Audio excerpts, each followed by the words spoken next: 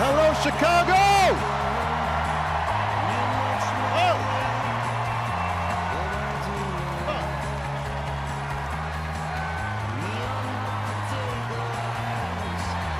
Thank you.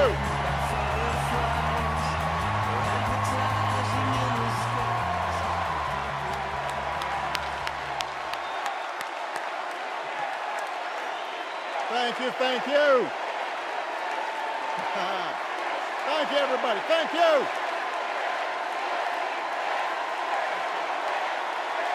Thank you. Thank you. All right. That's enough. Thank you, thank you. Chicago! It's good to be home. It is good to be home, and I don't know about you, but I'm feeling fired up.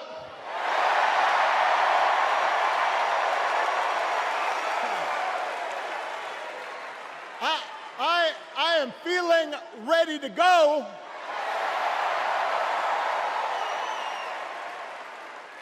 Even if I am the only person stupid enough to speak after Michelle Obama.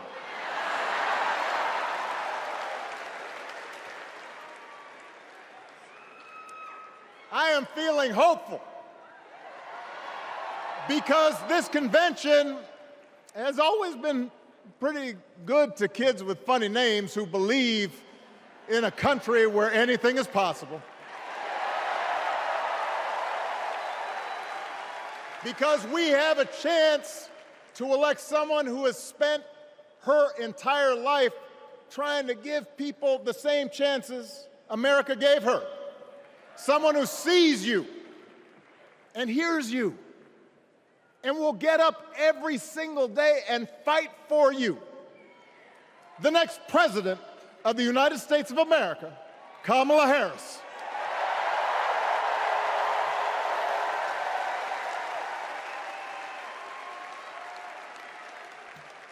It's been 16 years since I had the honor of accepting this party's nomination for president.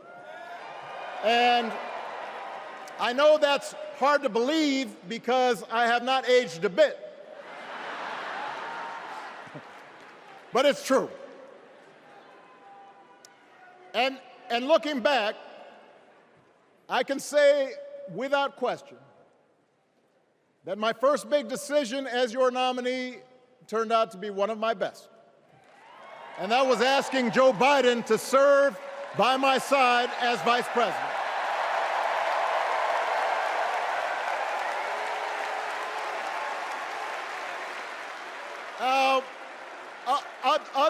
Other than some common Irish blood, Joe and I come from different backgrounds, but we became brothers. And as we worked together for 8, sometimes pretty tough years, what I came to admire most about Joe wasn't just his smarts, his experience. It was his empathy and his decency and his hard-earned resilience, his unshakable belief that everyone in this country deserves a fair shot.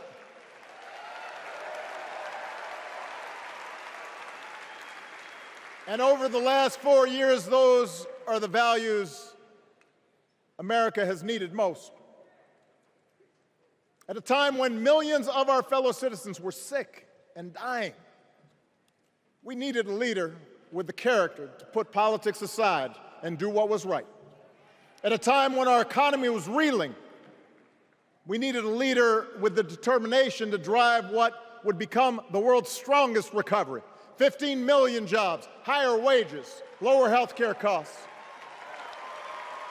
At a time when the other party had turned into a cult of personality, we needed a leader who was steady and brought people together and was selfless enough to do the rarest thing there is in politics, putting his own ambition aside for the sake of the country.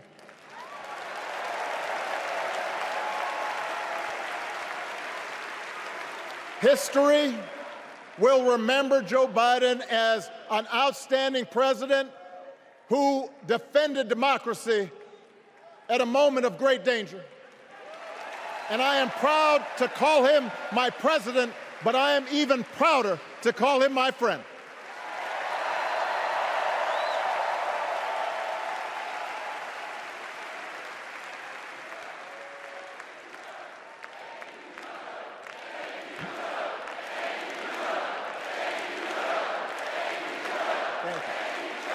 Now,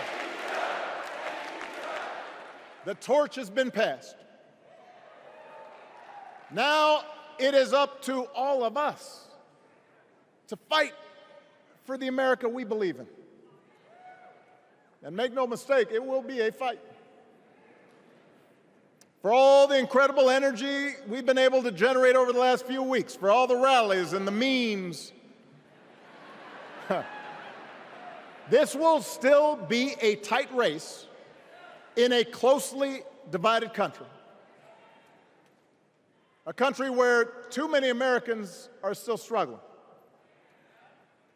Where a lot of Americans don't believe government can help. And as we gather here tonight, the people who will decide this election are asking a very simple question. Who will fight for me? Who's thinking about my future, about my children's future, about our future together? One thing is for certain, Donald Trump is not losing sleep over that question.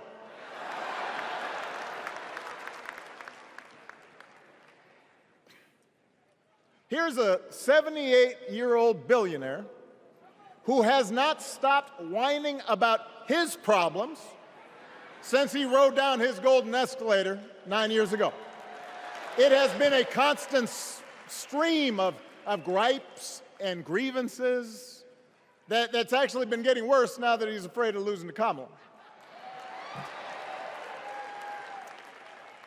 There's the childish nicknames, the crazy conspiracy theories, this weird obsession with crowd sizes.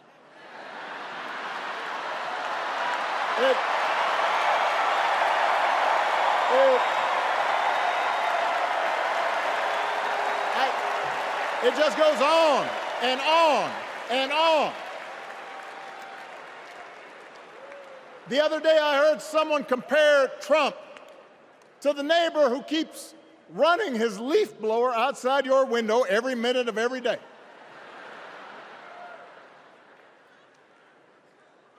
Now, from a neighbor, that's exhausting. From a president, it's just dangerous.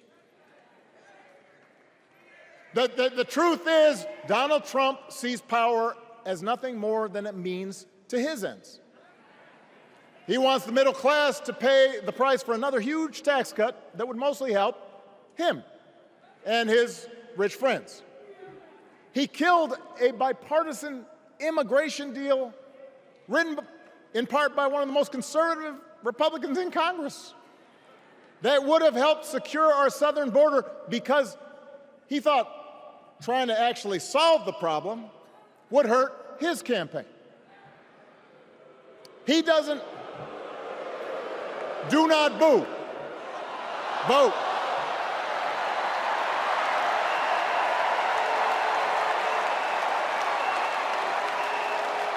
He doesn't seem to care if more women lose their reproductive freedom since it won't affect his life.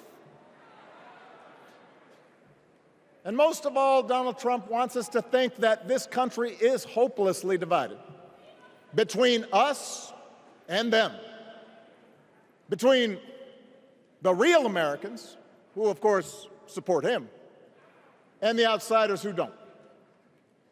And he wants you to think that you'll be richer and safer if you will just give him the power to put those other people back in their place. It is one of the oldest tricks in politics from a guy whose let's face it, gotten pretty stale. We do not need 4 more years of bluster and bumbling and chaos. We have seen that movie before, and we all know that the sequel is usually worse.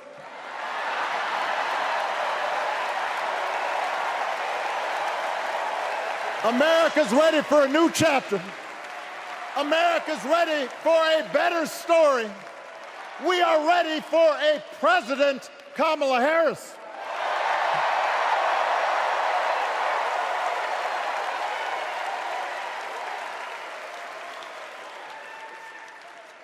And Kamala Harris is ready for the job. This is a person who has spent her life fighting on behalf of people who need a voice and a champion. As you heard from Michelle, Kamala was not born into privilege. She had to work for what she's got. And she actually cares about what other people are going through.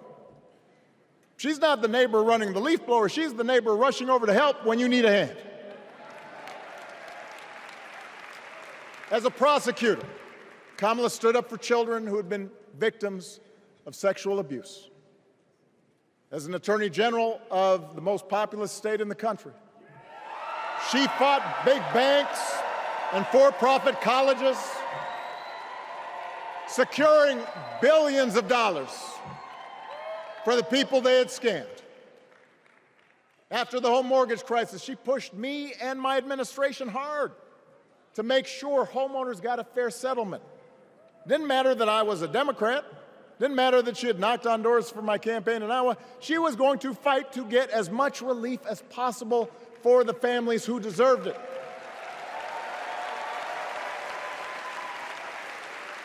As vice president, she helped take on the drug companies to cap the cost of insulin, lower the cost of health care, give families with kids a tax cut. And she is running for president with real plans to lower costs even more and protect Medicare and Medicaid and sign a law to guarantee every woman's right to make her own health care decisions.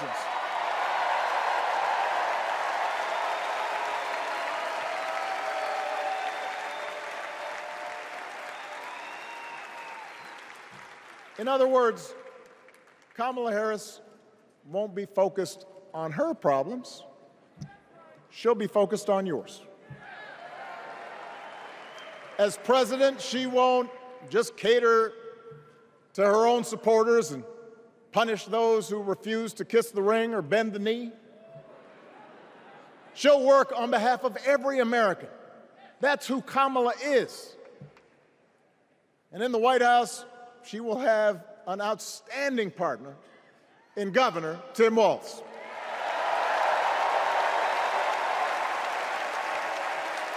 Let me tell you something. Let me tell you something. I love this guy. Tim is the kind of person who should be in politics.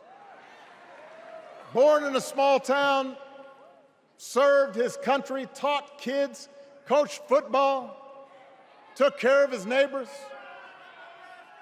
He knows who he is, and he knows what's important. You can tell those flannel shirts he wears don't come from some political consultant. They come from his closet, and they have been through some stuff.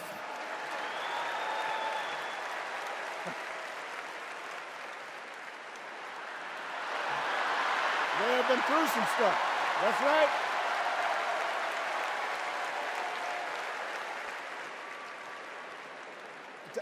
Together, Kamala and Tim have kept faith with America's central story. A story that says we are all created equal. All of us endowed with certain inalienable rights, that everyone deserves a chance, that even when we don't agree with each other, we can find a way to live with each other. That's Kamala's vision. That's Tim's vision. That's the Democratic Party's vision. And our job over the next 11 weeks is to convince as many people as possible to vote for that vision. Now, it won't be easy. The other side knows it's easier to play on people's fears and cynicism, always has been.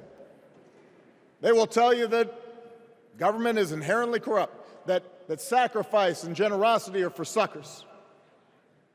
And since the game is rigged, it's okay to take what you want and just look after your own. That's the easy path. We have a different task. Our job is to convince people that democracy can actually deliver. And in doing that, we can't just point to what we've already accomplished. We can't just rely on the ideas of the past. We need to chart a new way forward to meet the challenges of today. And Kamala understands this. She knows, for example, that if we want to make it easier for more young people to buy a home, we need to build more units and clear away some of the outdated laws and regulations that made it harder to build homes for working people in this country. That is a priority, and she's put out a bold new plan to do just that.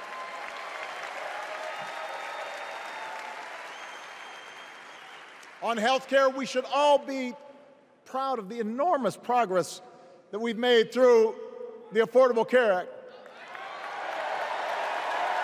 providing millions of people access to affordable coverage, protecting millions more from unscrupulous insurance practices. I noticed, by the way, that since it's become popular, they don't call it Obamacare no more.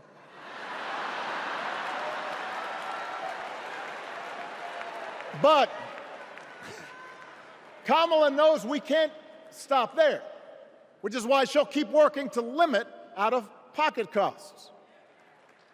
Kamala knows that if we want to help people get ahead, we need to put a college degree within reach of more Americans.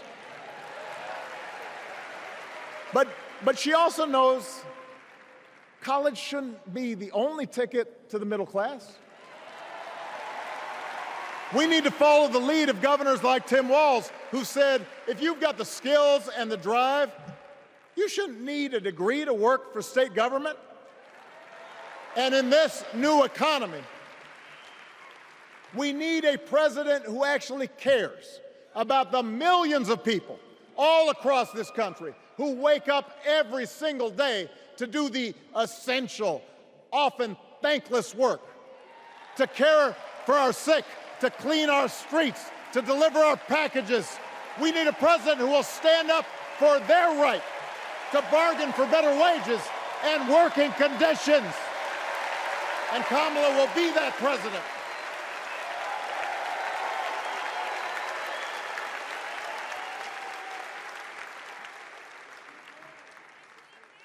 Yes, she can.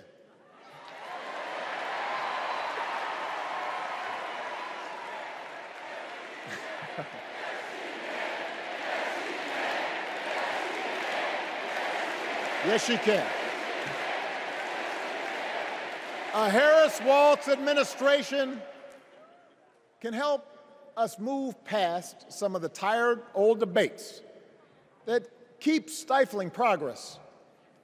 Because at their core, Kamala and Tim understand that when everybody gets a fair shot, we are all better off. They understand that when every child gets a good education, the whole economy gets stronger. When women are paid the same as men for doing the same job, all families benefit.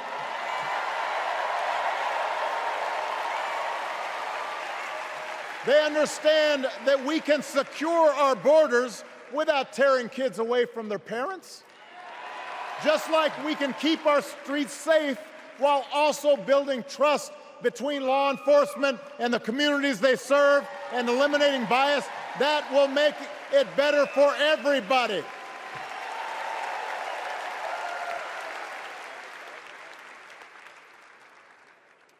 Donald Trump and his well-heeled donors, they don't see the world that way.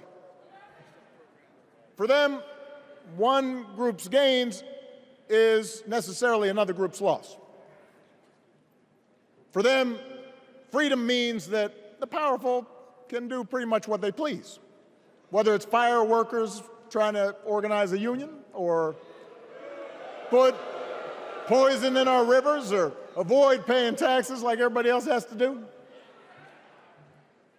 Well, we have a broader idea of freedom. We believe in the freedom to provide for your family if you're willing to work hard. The freedom to breathe clean air and drink clean water and send your kids to school without worrying if they'll come home. We believe that true freedom gives each of us the right to make decisions about our own life, how we worship, what our family looks like, how many kids we have, who we marry. And we believe that freedom requires us to recognize that other people have the freedom to make choices that are different than ours. That's okay.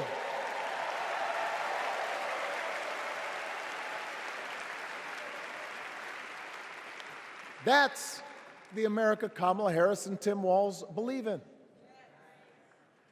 An America where we, the people, includes everyone. Because that's the only way this American experiment works.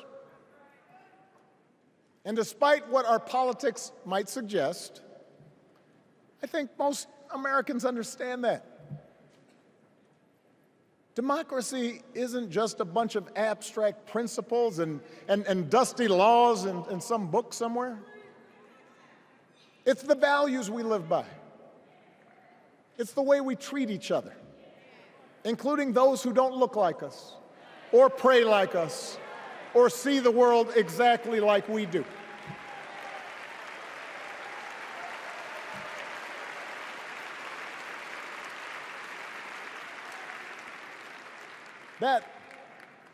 That sense of mutual respect has to be part of our message. Our politics have become so polarized these days that all of us across the political spectrum seem so quick to assume the worst in others, unless they agree with us on every single issue. We start thinking that the only way to win is to scold and shame and out-yell the other side. And after a while, regular folks just tune out, or they don't bother to vote. Now, that approach may work for the politicians who just want attention and thrive on division, but it won't work for us. To make progress on the things we care about, the things that really affect people's lives, we need to remember that we've all got our blind spots and contradictions and prejudices, and that if we want to win over those who aren't yet ready to support our candidates, we need to listen to their concerns and maybe learn something in the process. After all, if a parent or grandparent occasionally says something that makes us cringe, we don't automatically assume they're bad people. We recognize that the world is moving fast, that they need time and maybe a little encouragement to catch up. Our fellow citizens deserve the same grace we hope they'll extend to us.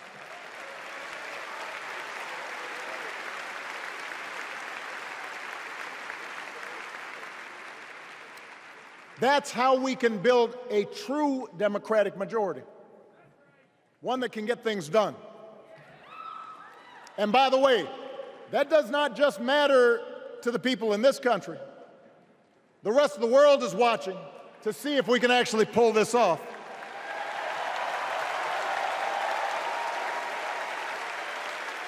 No nation, no society has ever tried to build a democracy as big and as diverse as ours before. One that includes people that over decades have come from every corner of the globe. One where our allegiances and our community are defined not by race or blood, but by a common creed. And that's why when we uphold our values, the world's a little brighter. When we don't, the world's a little dimmer. And dictators and autocrats feel emboldened. And over time, we become less safe. We shouldn't be the world's policemen, and we can't eradicate every cruelty and injustice in the world. But America can be and must be a force for good, discouraging conflict, fighting disease, promoting human rights, protecting the planet from climate change, defending freedom, brokering peace. That's what Kamala Harris believes, and so do most Americans.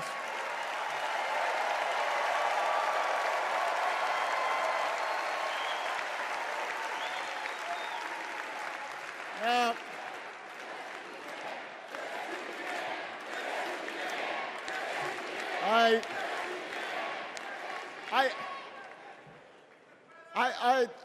I know these ideas can feel pretty naive right now. We live in a time of such confusion and rancor, with a culture that puts a premium on things that don't last. Money, fame, status, likes. We chase the approval of strangers on our phones. We build all manner of walls and fences around ourselves, and then we wonder why we feel so alone. We don't trust each other as much because we don't take the time to know each other. And in that space between us, politicians and algorithms teach us to caricature each other and troll each other and fear each other. But here's the good news, Chicago. All across America, in big cities and small towns, away from all the noise, the ties that bind us together are still there. We still coach Little League and look out for our elderly neighbors. We still feed the hungry in churches and mosques and synagogues and temples. We share the same pride when our Olympic athletes compete for the gold. Because the vast majority of us do not want to live in a country that's bitter and divided. We want something better.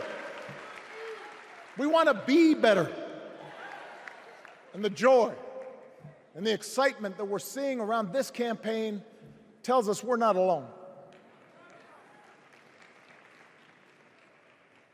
You know, I've spent a lot of time thinking about these past few months because, as Michelle mentioned, this summer we lost her mom, Ms. Marion Robinson. And I don't know that anybody has ever loved their mother-in-law any more than I love mine. Mostly it's because she was funny and wise and the least pretentious person I knew. That, and she always defended me with Michelle when I messed up. I'd hide behind her.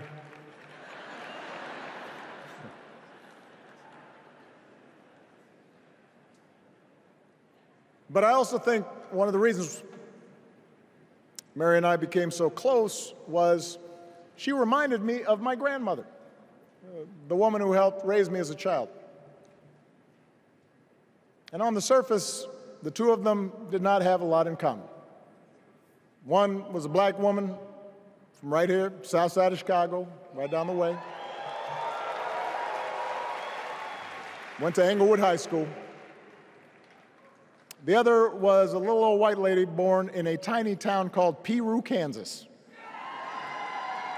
Now, I know there aren't that many people from Peru.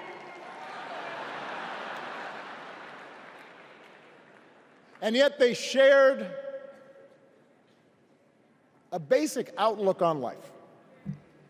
They were strong, smart, resourceful women, full of common sense, who, regardless of the barriers they encountered, and women growing up in the 40s and 50s and 60s, they encountered barriers. They still went about their business without fuss or complaint and provided an unshakable foundation of love for their children and their grandchildren. In that sense, they both represented an entire generation of working people who, through war and depression, discrimination and limited opportunity, helped build this country. A lot of them toiled every day at jobs that were often too small for them and didn't pay a lot. They willingly went without just to keep a roof over their families' heads, just to give their children something better. But they knew what was true. They knew what mattered. Things like honesty and integrity, kindness and hard work. They weren't impressed with braggarts or bullies.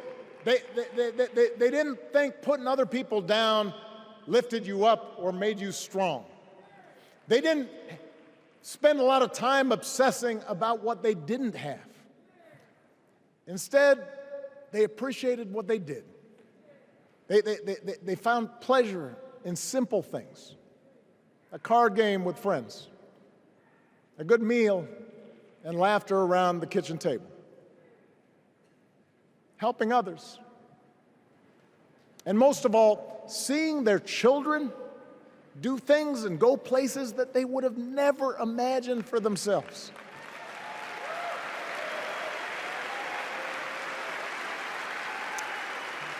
Whether you are a Democrat or a Republican or somewhere in between, we have all had people like that in our lives. People like Kamala's parents, who crossed oceans because they believed in the promise of America. People like Tim's parents, who taught him about the importance of service.